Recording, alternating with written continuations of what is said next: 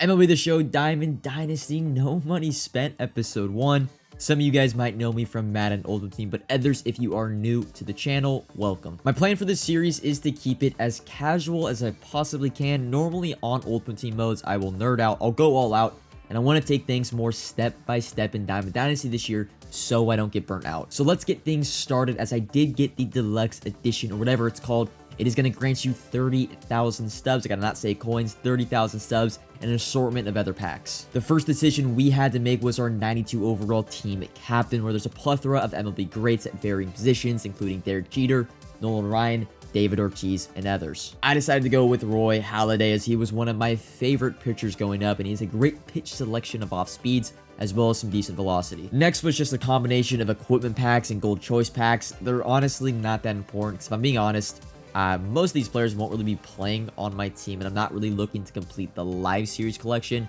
right out the gates. Choosing the most expensive item every time, I grab players like Xander Bogaerts, Shane Bieber, and Luis Robert Jr. The pre-order bonus also comes with 20 The Shoq packs. I think they're just simply 1.5k packs, but for the most part, they were pretty mediocre. Mostly common players and bronze players with your occasional silver pitcher or hitter. That was until I saw what all Diamond Dynasty players are fiending for, which is that blue paint. Potentially pulling the likes of Mike Trout, Jacob deGrom, or Aaron Judge can accelerate the process of building a team, but who do we end up getting? Dylan Cease. Sorry if I do not pronounce that name correctly. We're going to have a lot of those throughout this series. A starting pitcher for the White Sox that, if I'm being honest, probably one of the worst live series diamonds we could have pulled, but at this stage in the game, we'll take it. The last decision we had to make with our pre-order packs was the 90 overall World Baseball Classic player. These cards are auctionable though, so it doesn't really matter who we choose. We can always sell them and get the player we actually want. But I ended up going with Ronald Acuna Jr. I am a semi Braves fan. By no means am I a diehard. Chosen like 5 or 6 years ago when I wanted to get more involved with baseball, but yes, Ronnie is one of my favorite players. Oh, and then I think everyone gets this free 86 overall Derek Jeter you can get from the store. Really good contact, not the best fielding, and a little bit of power. So here's the squad after all of our pre-order packs. Still a lot of holes in the lineup, but a good base of mostly gold players or higher. We're now going to make our way into the World Baseball Classic program. Easily the best thing you can do right now in Diamond Dynasty, from just playing offline modes like Moments, Conquest, and Showdown.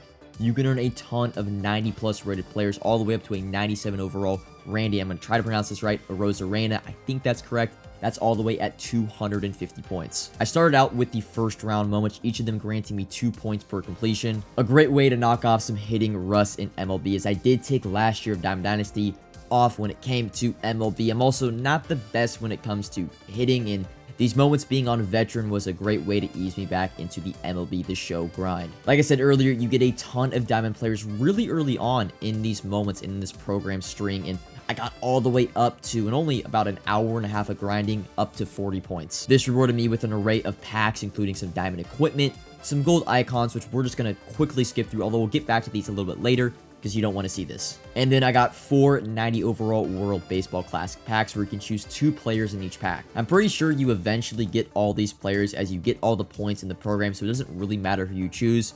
But man, for playing a few Moments, these cards will easily be starters on most teams, at least throughout the first season of Diamond Dynasty. We end up going with a combination of some pitching and some hitting, which included, and again, sorry for the pronunciation, Robbie Glendening, Jonathan Loaisiga, Christian Bethancourt, Lars Nootbaar, Nelson Cruz, I know that one, Luis Garcia, Dwight Burton, and Yadir Drake. The last thing I did for the first night was go through and complete the starter collections, which are going to give you some small stub rewards, but it's fine because you're only collecting some common and some bronze items. And then I decided to quick sell some of the diamond and gold items we got through the WBC program, as 1k stubs for the diamond items, 500 for the gold items, can stack up really fast. We took our I can just keep saying coin, our stub count from 30k all the way up to 66k stubs. This is where our team stands at the current moment. The World Baseball Classic program is some absolute cheese. You guys all try to get as many of these players as possible. We almost have 90 overalls at every single position already. Our bullpen is definitely the weakest part of the squad, as our middle relief though is still filled with mostly bronzes. And then I made sure to keep our 66k subs, because I want you guys in the comments to let me know where we should spend our funds. But that's all for episode 1 of the No Money Spent. Like if you enjoyed the MLB content, subscribe if you are new, and until next time, peace.